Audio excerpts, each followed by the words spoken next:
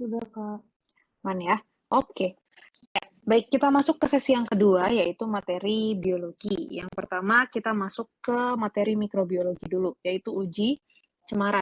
Uji cemaran ini baik digunakan untuk sediaan obat biasa, sediaan steril khususnya, maupun kesediaan obat herbal. Nanti dia masuk ke salah satu parameter standarisasi ekstrak dan simplisia. Nah, uji cemaran yang digunakan adalah uji angka lempeng total, angka kapang kamir, dan uji angka paling mungkin. Kalau uji angka lempeng total, fungsinya adalah untuk mengetahui cemaran bakteri aerob mesofil. Bakteri aerob adalah bakteri yang hidupnya butuh oksigen, sedangkan kalau bakteri mesofil adalah bakteri yang hidupnya di suhu normal. Tidak terlalu ekstrim, suhu tubuh biasa, kayak sampai 40 derajat itu dia masih bisa hidup. Optimal di suhu tersebut. Nah, untuk pengujiannya kita menggunakan media proton dilution fluid. Jadi nanti ada sampel dilarutkan dulu dalam PDF, diencerkan secara bertingkat, kemudian hasil pengencerannya dipipetkan ke dalam cawan Petri. Cawan Petri yang sudah ada media plate count agar. Nanti setelah dipipetkan ke cawan Petri tersebut, kita inkubasi, lalu kita lihat berapa koloni yang tumbuh. Kita hitung jumlah koloninya. Biasanya yang dihitung, sampel yang dihitung itu kalau jumlah koloninya masuk rentang 25 sampai 250. Atau ada juga yang menggunakan 30 sampai 300. Tapi seringnya 25 sampai 250. Kemudian ada uji angka paling mungkin. Nah, kalau uji angka paling mungkin, kita mau mengetahui pengotor bakteri coliform. Bakteri coliform itu adalah bakteri gram negatif. Bakteri coliform ini biasanya ada di air, mencemari air. Kemudian dia ciri khasnya bisa memfermentasi laktosa. Maka seringnya media yang digunakan adalah media yang mengandung laktosa. Nanti hasil positifnya adalah terjadi reaksi fermentasi. Nah, itu prinsip dari uji angka paling mungkin. Media yang digunakan bisa menggunakan Mekon Kibros, Brilliant Green Lactose Bile Broth, kemudian Eosin Methylene Blue Agar, dan seterusnya. Kemudian yang terakhir, angka kapang kamir, kalau ini untuk jamur. Nah, karena untuk jamur, maka media yang digunakan menyesuaikan media untuk pertumbuhan kapang dan kamir, yaitu potato dextrose agar, capek dox agar, dan saburaut dextrose agar. Jadi pengujiannya nanti sampelnya diinkubasi menggunakan media tersebut, media yang memang untuk pertumbuhan jamur. Nanti dilihat berapa koloni yang tumbuh. Ini untuk uji cemaran. Kurang lebihnya seperti itu. Oke, ada yang mau ditanyakan dulu?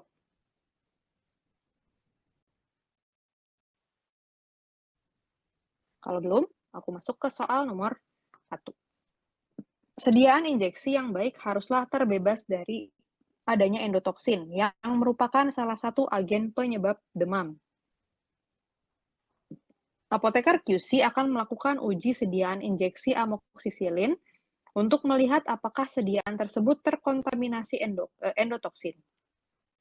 Reagen yang digunakan pada pengujian tersebut kira-kira. Oke, ini tadi tidak terbahas. Sekarang kira-kira kalau kita mau uji endotoksin, apa yang kita gunakan reagennya ABCDE?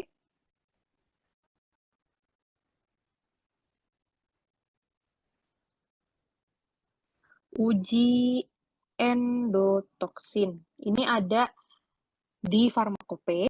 Dia merupakan salah satu pengujian yang dilakukan terhadap sediaan steril. Fungsinya adalah untuk mengetahui adanya cemaran endotoksin. Endotoksin sendiri merupakan toksin atau bagian dari bakteri. Jadi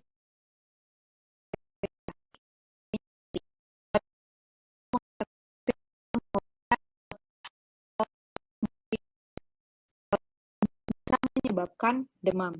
Nah, ini demam ketika diinjeksikan secara intravena. Nah, pengujiannya menggunakan reagen spesifik. Reagen tersebut adalah ABCDE, ada yang tahu? Yang C. Yang C, limulus amoebosit lisat. Betul, ujinya namanya uji LAL. Nah, limulus amoebosit lisat ini adalah enzim yang dihasilkan oleh kepiting khusus. Kepiting, aku lupa nama kepitingnya apa, tapi si kepiting tersebut kita bisa ngambil cairannya. Nah, di cairan tersebut kayak darahnya atau entah apanya, dia diambil. Nah, si cairan tersebut itu punya LAL, di mana LAL ini sensitif terhadap endotoksin. Hasil positifnya, ketika dia ketemu dengan endotoksin, kalau memang ada endotoksinnya, dia akan membentuk gel, jendal gel. Dia akan mengeras. Ada juga yang bisa menggunakan reaksi kekeruhan fotometrik, itu juga bisa. Tapi kurang lebih prinsipnya kalau dia memang terkontaminasi oleh endotoksin, biasanya nanti si reagen LAL-nya akan membentuk gel. Oke. Nah, ini endotoksin bakteri bisa menggunakan LAL atau limulus amoebosit lisat dari kepiting ladam kuda atau Limulus polyphemus. Oke. Masuk ke soal nomor 2. Apoteker QC akan melakukan analisis terhadap cemaran sejumlah bakteri gram negatif yang terdiri dari Citobacter, Enterobacter, dan Klebsiella. Diketahui bakteri tersebut dapat memfermentasi laktosa, menghasilkan asam dan gas. Sehingga metode uji yang sesuai, uji apa tadi? Untuk bakteri gram negatif yang bisa memfermentasi laktosa, nama ujinya adalah uji ALT, MPN, atau AKK. Apakah angka lempeng total? MPN, Kak. MPN, atau bahasa Indonesianya? Most probable number, atau? Angka paling mungkin. Angka paling mungkin. Oke.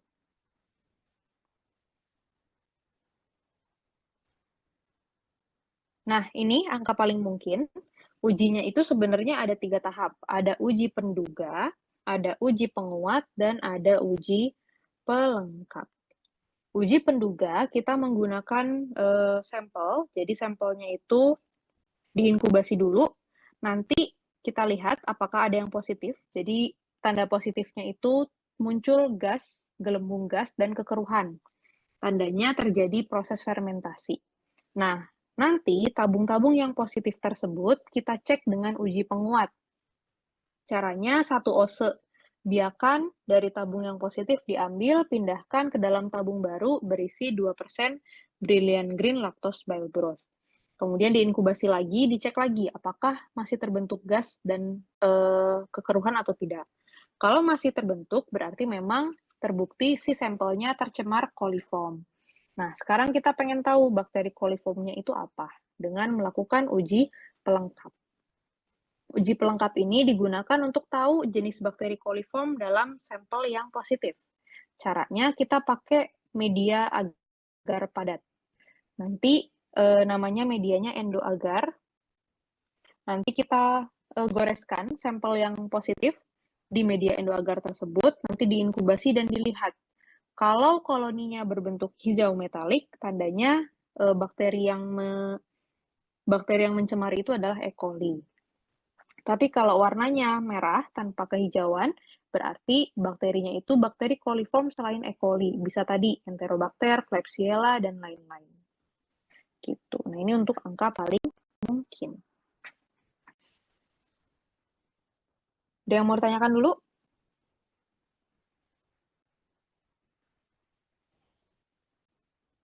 Oke, kalau belum kita lanjut ke soal nomor 3. Perhitungan. Apoteker akan melakukan pengujian terhadap cemaran bakteri aerob mesofil pada sampel jamu di pasar. Sampel dipreparasi dan diencerkan bertingkat pada 10 pangkat min 1 sampai 10 pangkat min 4. Masing-masing pengenceran dituang ke dalam media PCA dan diinkubasi. Dihitung jumlah koloninya dan diketahui batas pengukuran koloni itu di rentang 25 sampai 250. Jadi kita hanya mengambil sampel yang masuk ke dalam rentang tersebut. Nah, di sini dia melakukan pengujiannya triplo 3 kali. Cawan 1, cawan 2, cawan 3. Pengenceran 10 pangkat min 1 tidak terdeteksi karena tidak bisa dihitung, masih terlalu banyak. 10 pangkat min 2 sekian, 10 pangkat min 3 sekian, 10 pangkat min 4 sekian. Oke, cara hitungnya gimana? Rumus ALT, angka lempeng total, sama dengan jumlah koloni dibagi dengan faktor pengencerannya. Nah, jumlah koloni di sini itu harus menggunakan jumlah koloni rata-rata, karena di sini dia triplo, atau diulang 3 kali. Kita hitung dulu rata-ratanya. Kira-kira dari 10 pangkat min 1 sampai 10 pangkat min 4, data mana yang bisa kita gunakan karena masuk ke dalam rentang 25 sampai 250 koloni? 10 pangkat min 1 jelas tidak bisa, karena dia tidak terhitung. 10 pangkat min 2 masuk rentang atau tidak? Masuk, Kak. Masuk semua ya. Cawan 1, cawan 2, cawan 3. 10 pangkat min 3? Enggak. Enggak. 10 pangkat min 4 juga tidak. Berarti kita hanya menggunakan pengenceran 10 pangkat min 2. Di sini kita hitung rata-ratanya. 159 tambah 162 tambah 165 dibagi 3 sama dengan 100. 162. 62 koloni. Dari sini kita hitung nilai angka lempeng total. Jumlah koloninya karena cuma satu tingkat pengenceran, maka kita pakai 162. Dibagi dengan faktor pengencerannya, 10 pangkat min 2. Atau sama dengan 162 kali 10 pangkat 2. Ini pindah ke atas, min 2-nya jadi 2. Oke, kita cari jawaban yang paling sesuai. Kita majukan jadi 1,6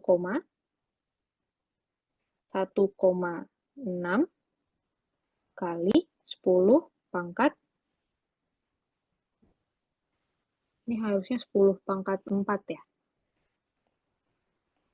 Oke, ini nggak ada jawabannya. Jawabannya harusnya F. 1,6 kali 10 pangkat 4. Atau kalau mau 10 pangkat 2 bukan 1,6 tapi 162. Oke, nanti diperbaiki di soalnya. Sampai sini cukup jelas? Kak, izin bertanya. Mm-mm. Kalau semisal yang dipakai itu ada 2 pengenceran, itu rumusnya nanti gimana ya, Kak? Oke, rumusnya tetap sama, tapi kita rata-ratakan dulu dari kedua tingkat pengenceran. Misal, contoh, misal, 10 pangkat min 2 kita gunakan, dia jumlah koloninya 162, kemudian yang 10 pangkat min 3, misalkan memenuhi persyaratan, misal rata-ratanya 50 koloni per koloni, 50 koloni. Nah, kalau seperti ini kan berarti ada 2 tingkat nih yang digunakan. Maka nilai ALT-nya kita jumlahkan dulu. 162 per faktor pengencerannya, 10 pangkat min 2, ditambah 50 per 10 pangkat min 3. Kemudian dibagi dengan 2. 2 ini dapat dari mana? 2 ini dari rata-ratanya, karena kita menggunakan ada 2 data. 2 tingkat pengenceran, maka kita bagi 2. Kalau ada 3 tingkat, ya berarti dibagi 3. Gitu? Kak Dia, cukup menjawab? Oke, Kak. Tapi kalau semisal cawan, misalkan kalau yang di 10 pangkat min 2 kan 3 cawan, Kak. Nah, nanti kalau semisal di 10 pangkat min 3 itu cuma pakai 1 cawan tuh rumusnya gimana, Kak? Berarti tetap yang dipakai hanya satu nilai itu aja, nggak usah di rata-rata. Misal, 50,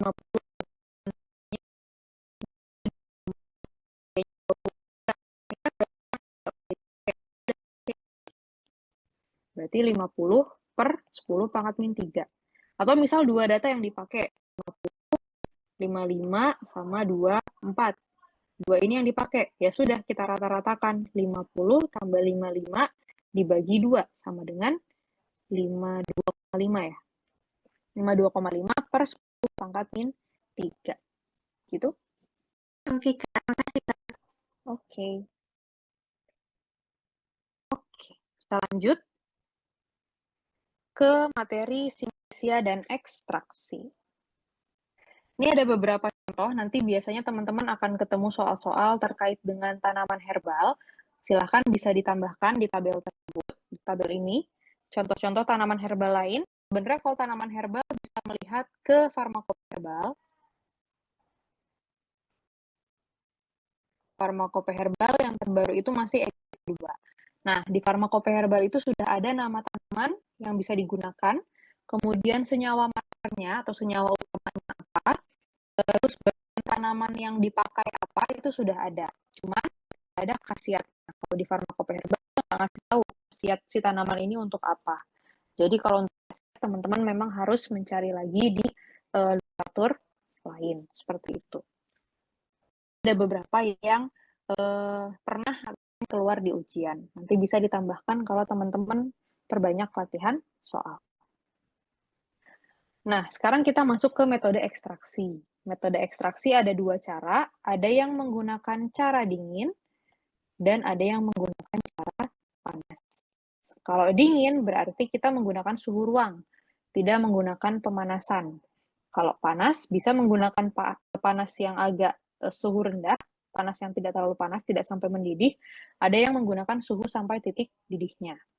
Nah, untuk cara dingin, yang pertama ada maserasi. Mungkin teman-teman waktu S1 sudah pernah melakukan maserasi.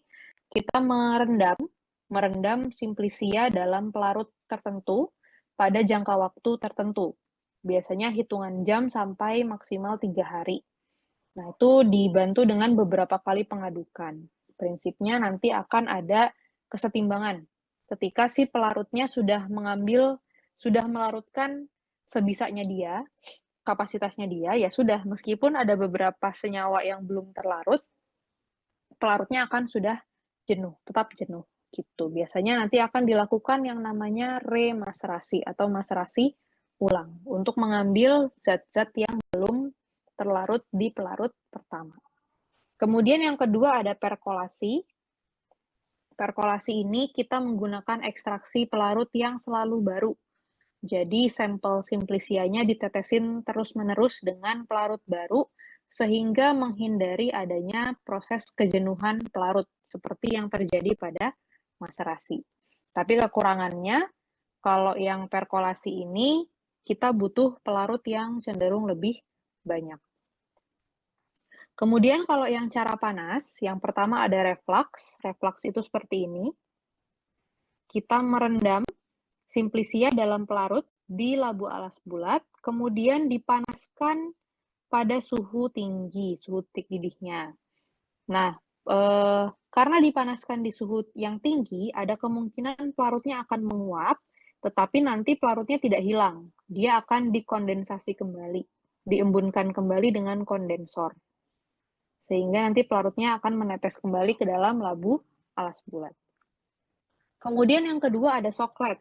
Nah, ini soklet seperti ini. Kalau soklet, di sini biasanya kita menggunakan simplisia yang dibungkus dalam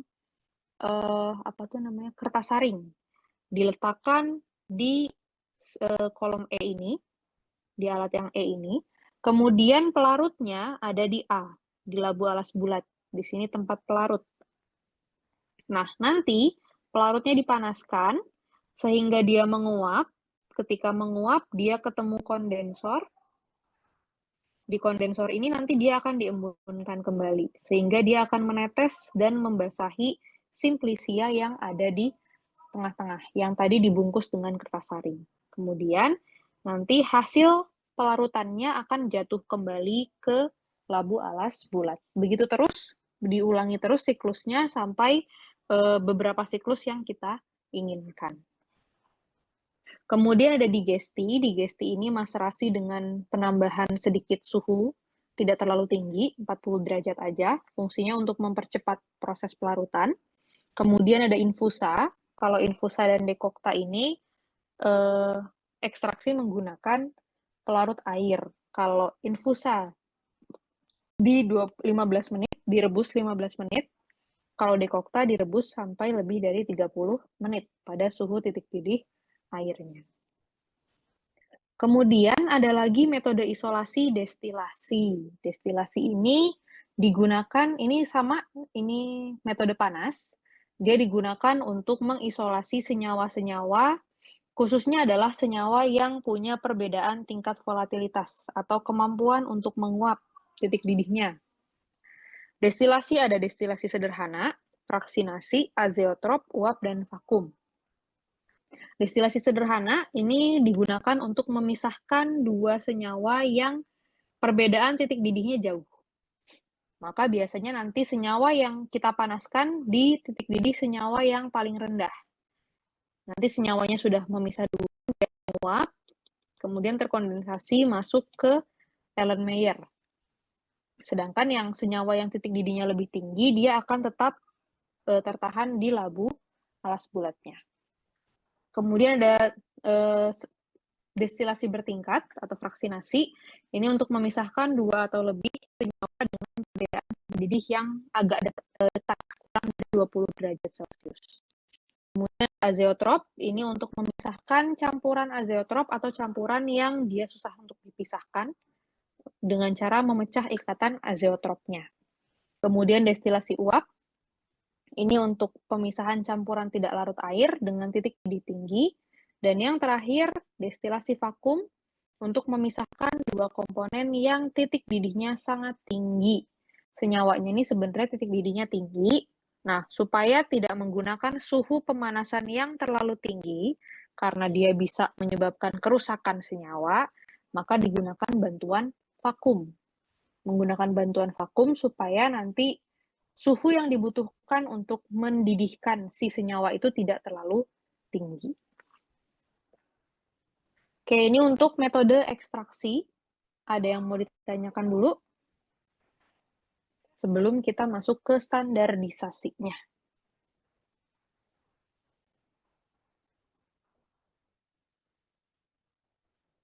Mana ya? Oke, sekarang standarisasinya. Ini sudah ada pedomannya dari Kemenkes kalau nggak salah. Pedoman terkait standarisasi simplisia dan ekstrak. Nah, kalau kita bikin simplisia atau bikin ekstrak, kita harus menstandarkan si simplisia tersebut melalui beberapa pengujian.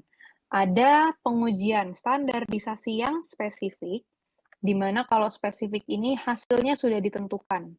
Biasanya nanti acuannya bisa ke farmakope herbal. Ada yang non-spesifik. Kalau yang non-spesifik, ini sudah dipersyaratkan batasan-batasannya, tapi beda tanaman, hasilnya itu pasti bisa beda-beda. Kita masuk ke yang spesifik dulu. Kalau yang spesifik, contohnya ada yang pertama identitas. Uji identitas ini dia spesifik. Sudah ada panduannya. Kalau tanaman ini merupakan simplisia dari tanaman A, pasti identitasnya adalah mengandung senyawa A. Contoh, kita menguji Curcuma santoriza atau temulawak. Kalau memang tanaman yang kita uji adalah temulawak, harusnya dia punya senyawa santorizol, karena ini sudah menjadi senyawa identitasnya. Nah, ini namanya spesifik. Jadi, sudah diketahui secara spesifik, hasilnya pasti akan seperti ini. Kalau hasilnya beda, berarti senyawanya atau tanamannya itu berbeda. Kemudian yang kedua, organoleptik. Bentuk, warna, bau, rasa, ini juga sudah spesifik. Kalau dia tanaman temulawak, pasti baunya seperti ini, rasanya seperti ini, warnanya, baunya seperti ini. Itu sudah ada panduannya. Dan yang ketiga adalah kadar sari atau senyawa terlarut dalam pelarut tertentu, yaitu pelarut etanol dan pelarut air. Kemudian untuk yang non-spesifik, ini hasilnya bisa beda-beda, tergantung gimana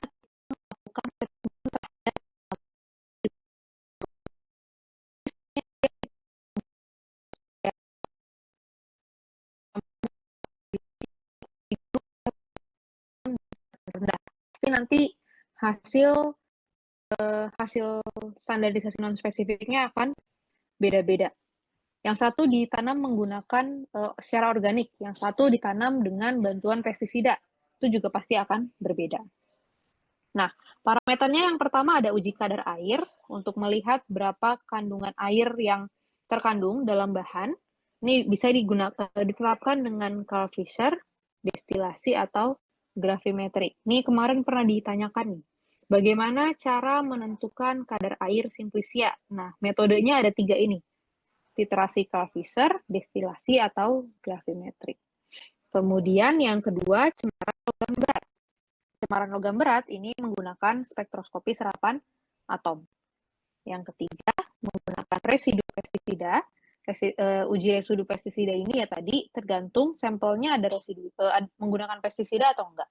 Kalau dia pakai ya mungkin ada residunya, kalau enggak ya mungkin dia enggak akan ketemu residunya.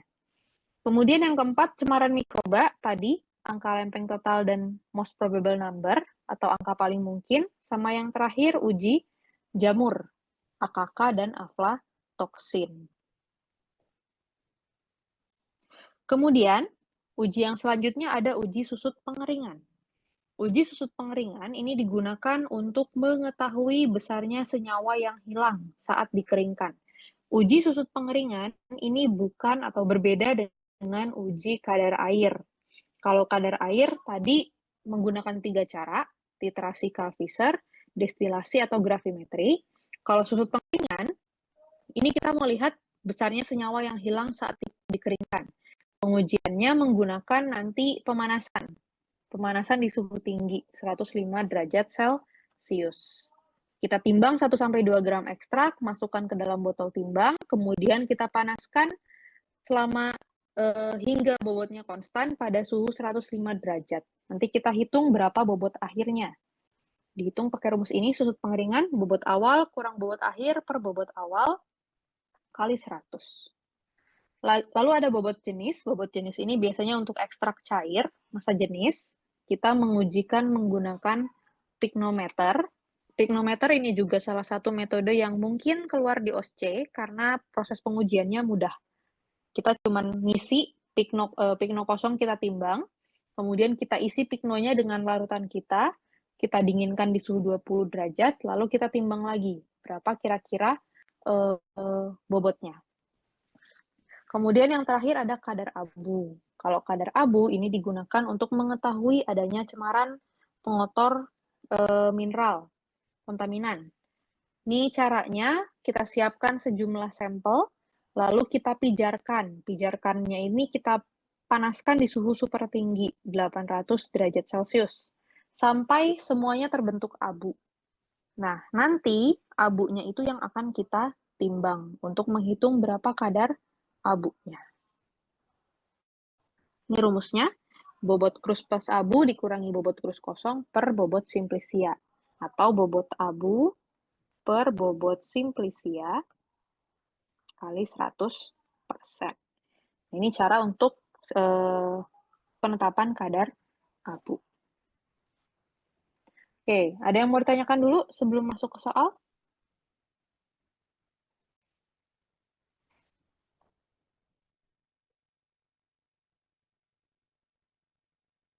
Kalau belum, aku masuk ke soal nomor 4. Soal nomor 4, apoteker industri herbal akan melakukan optimasi isolasi senyawa metabolit sekunder yang berfungsi sebagai agen pewangi dan sifatnya diketahui mudah menguap. Metode ekstraksi yang paling sesuai kira-kira pakai metode apa nih?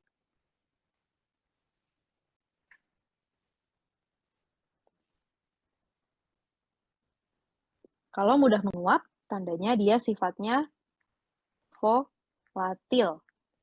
Kalau volatil, kita bisa melakukan isolasi atau ekstraksi. Kita mau isolasi dengan metode apa?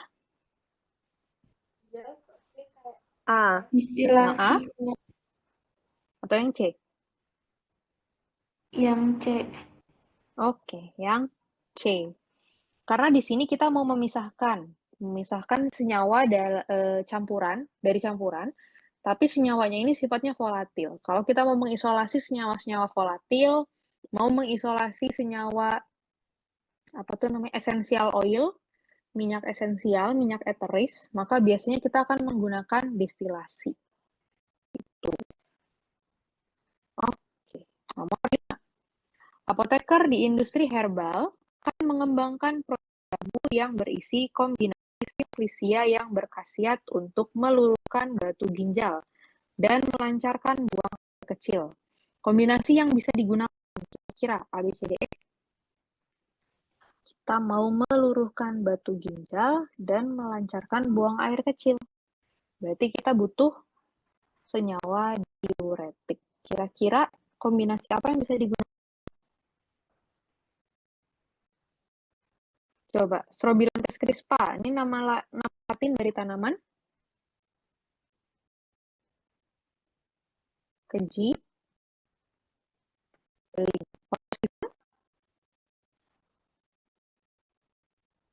Ada yang tahu?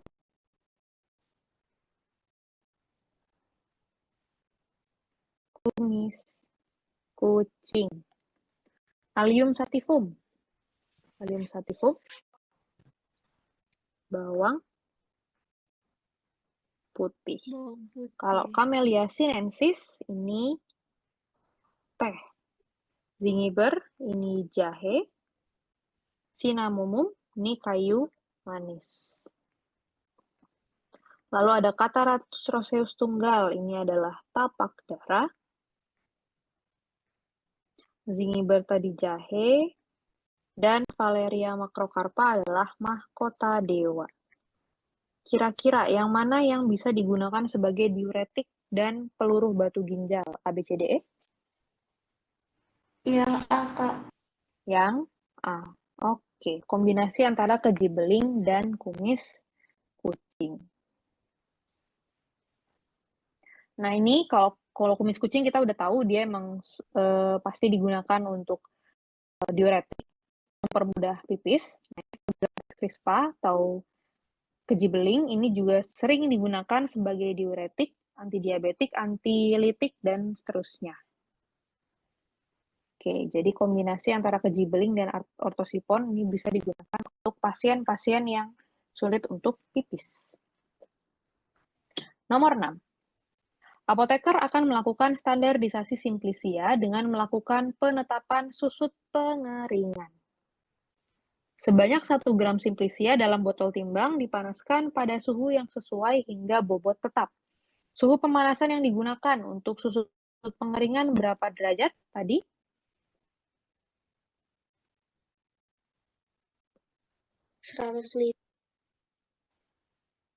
Oke, 105 derajat Celcius. Kalau tadi yang untuk kadar abu, pakainya berapa derajat? Ada yang ingat? 800 derajat Celcius. 800 derajat. Oke.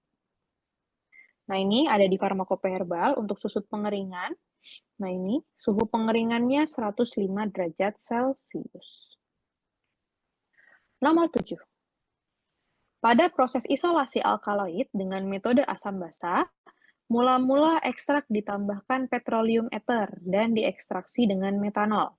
Selanjutnya ditambahkan asam tartrat hingga pH 5 dan dipartisi menggunakan etil asetat dan air. Fungsi dari asam tartrat adalah ABCDE, ada yang tahu? Oke, ini adalah salah satu metode ekstraksi khusus untuk isolasi alkaloid. Alkaloid sifatnya, ciri khasnya, dia sifatnya basa. Kenapa basa? Karena dia punya gugus N. Nah, salah satu metode ekstraksinya adalah dengan menggunakan metode asam basa. Di sini menggunakan asam tartat sebagai salah satu reagen. Fungsinya adalah untuk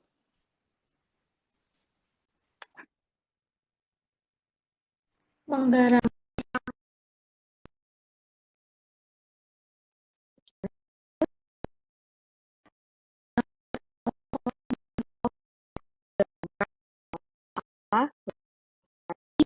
Alkaloid sifatnya basa, kita asamkan dulu supaya nanti dia berubah menjadi garam. Nah, ini prinsipnya. Prinsip untuk isolasi alkaloid menggunakan metode asam basa. Jadi, pertama kita punya simplisia, kita defatisasi dulu, kita hilangkan lemaknya atau lipidnya menggunakan pelarut nonpolar. Tadi ada ether, petroleum ether, atau bisa juga menggunakan heksan. Kemudian kita ekstraksi dengan metanol dan kita saring. Ini untuk memisahkan antara senyawa yang kita mau dengan lipid pengotornya. Kemudian, ekstrak metanol yang sudah didefatisasi, yang sudah bebas dari lemak, kita suspensikan dengan asam tartat hingga pH-nya 5. Fungsi ini ketika kita tambahkan asam tartat, yang tadinya dia basa, sifatnya basa, dalam kondisi asam dia akan menjadi garam. Kemudian kita larutkan, kita partisi menggunakan etil asetat dan H2O. Karena dia sudah menjadi garam, otomatis si alkaloidnya itu, di sini dia menjadi garam, dia akan cenderung larut pada air.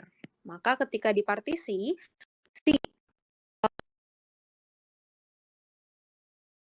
alkaloid akan masuk ke fase air. Sedangkan etil asetatnya ini akan mengambil netral menjadi bentuk normalnya dalam bentuk basanya dengan cara menambahkan Na2CO3 hingga pH-nya 11. Yang tadinya garam, kita kembalikan ke kondisi basa, dia akan kembali menjadi basa lagi. Lalu kita partisikan lagi dengan etil asetat.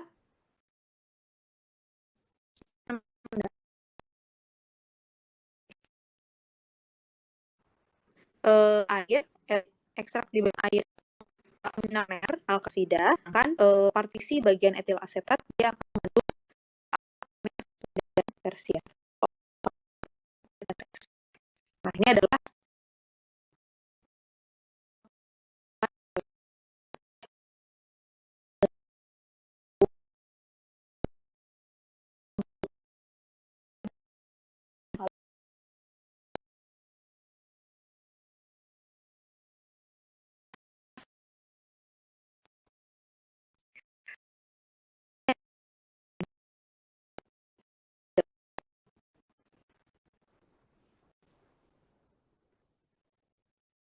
aman ya.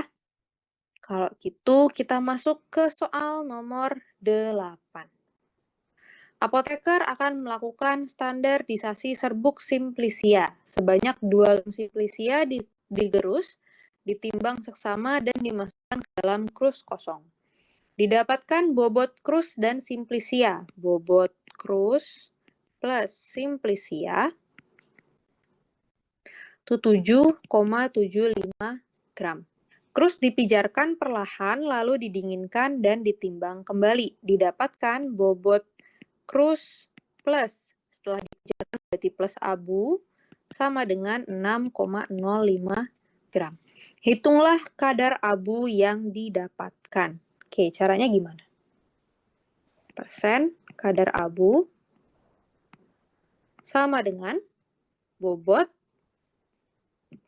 abu dibagi bobot simplisia kali 100. Bobot simplisianya berapa? 2 gram. Oke, bobot simplisianya 2 gram. Sekarang bobot abunya berapa?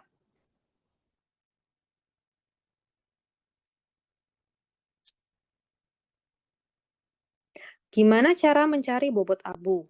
Bobot abu berarti sama dengan 6,05 dikurangi bobot krus kosong. Sekarang kita harus mencari bobot krus kosongnya. Dapat dari mana? Bisa ngambil dari data ini. Kalau bobot krus plus simplisianya itu 7,75, berarti kalau bobot krusnya aja atau krus kosong sama dengan 7,75 dikurang bobot simplisia. Bobot simplisianya berapa? Tadi bobotnya adalah 2. 2 gram. Berarti bobot krus kosongnya sama dengan 5,75. Sini kita masukin 6,05 kurang 5,75. Dapat berapa?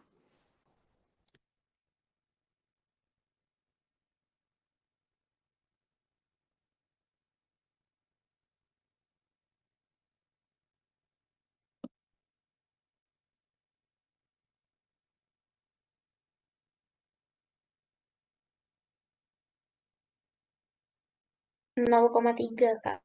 0,3 gram. Masukin ke sini. 0,3 kali 100. Sama dengan 0,3 per 2 kali 100. Berapa persen? 15%. Oke, 15%. Jadi jawabannya yang B. Cukup jelas?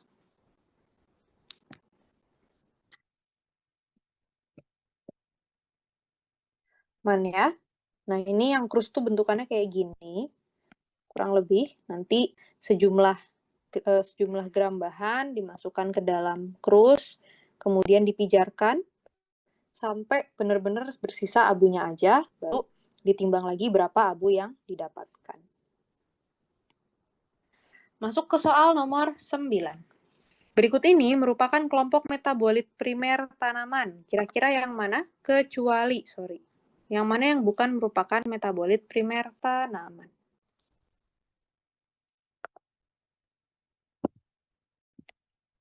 Oke, metabolit itu dibagi jadi 2, ada yang primer, ada yang sekunder.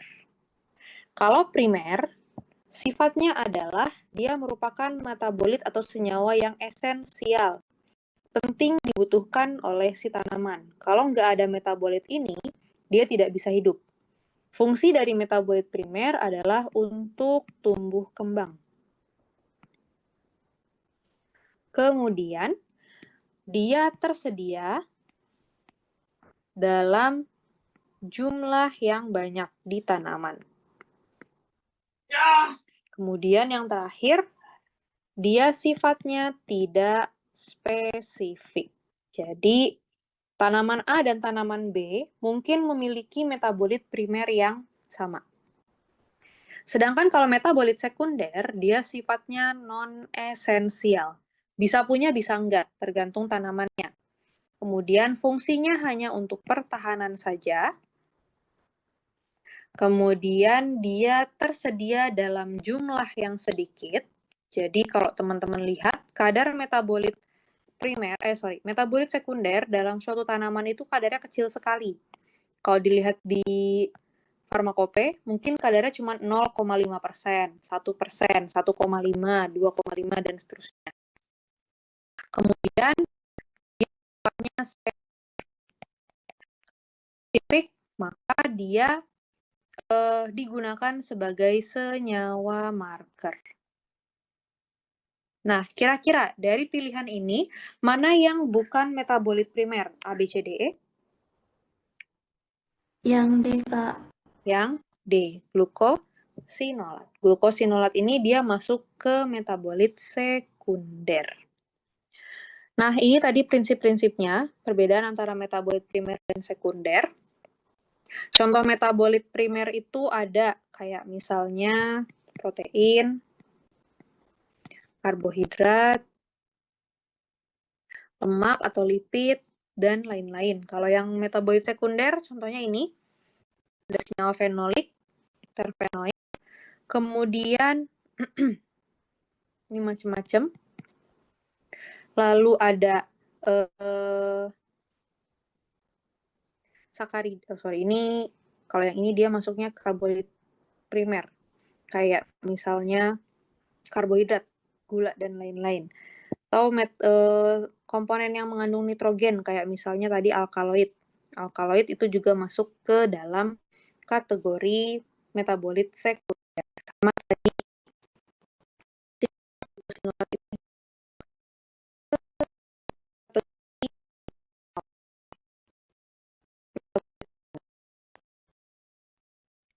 Oke, nomor 10. Pernyataan berikut ini yang benar terkait dengan metabolit primer kecuali ABCDE.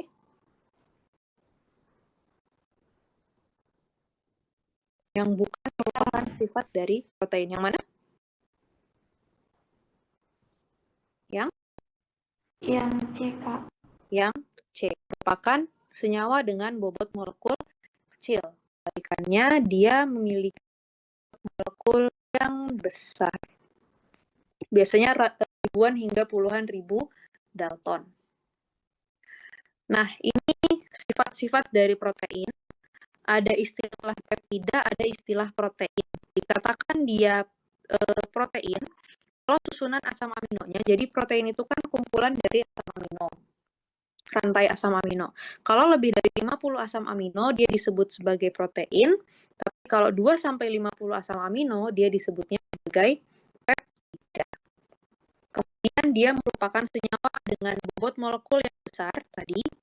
Kemudian di tubuh fungsinya sebagai enzim dan hormon, dan sifatnya amfoterik. Amfoterik karena dia punya gugus karbonil dan gugus amino. Dia bisa bersifat asam, bisa bersifat basa.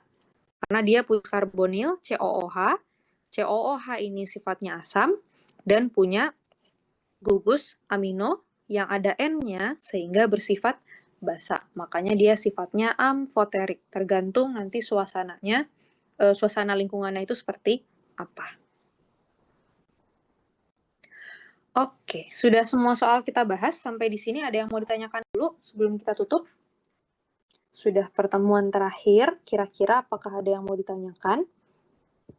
Sebelum kita masuk ke post-test, setelah ini nanti teman-teman akan mengerjakan post-test.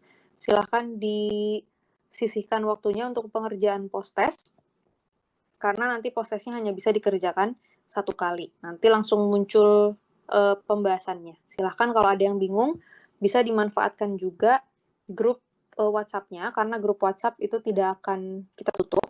Kemudian recording setelah ini silahkan bisa segera diakses, karena ada batas waktu maksimalnya. Gitu. Gimana? Sudah cukup? Ada yang mau ditanyakan?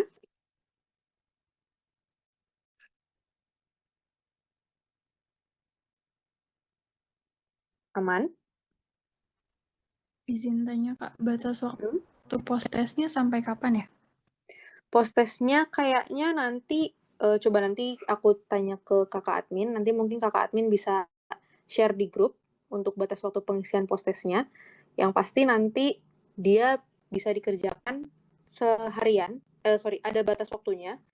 Ketika sudah mulai start, nanti ada waktunya, tapi untuk kalau belum ngeklik start tuh teman-teman masih bisa ngerjain di waktu yang teman-teman luang aja.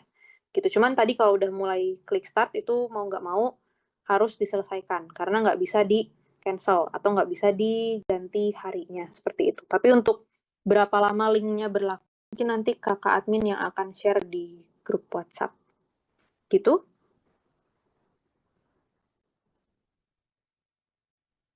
Makasih Kak. Ada lagi?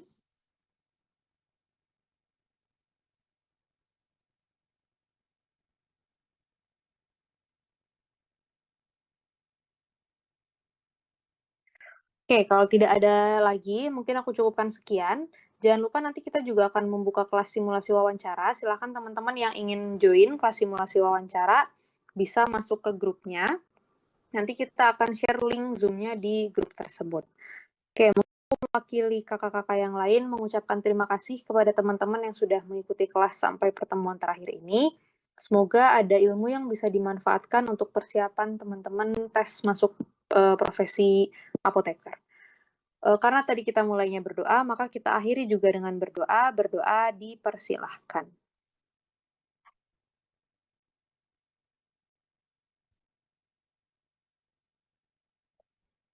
Oke, berdoa cukup. Aku tutup.